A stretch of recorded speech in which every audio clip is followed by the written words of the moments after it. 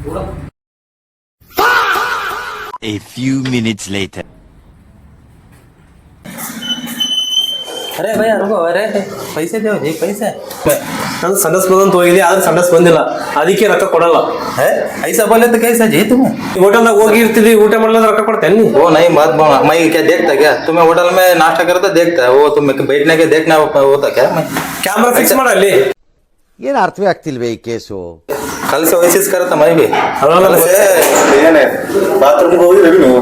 ಹೋಗಿರೋಣ bathroom ಸಂಡಸ್ ಬಂದಂತ ಹೋಗಿನ್ರಿ, ಆದ್ರೆ ನಾ ಸಂಡಸೇ ಕುಂತಿಲ್ಲ. नहीं बैठा तो पैसे क्यों ले रहे थे? देखना पड़ता क्या, मैं देखे क्या पैसे संडस बैठे क्या नहीं गए? वो ऐसा बोलता है क्या करना? गया तो क्या झूठ बोलता है कोई? ऐसा बोलते क्या जी तुम्हें जी बोलो ऐसे. जाएंगे 5 रुपए दो. तो 5 रुपए तो दो ध्यान दे.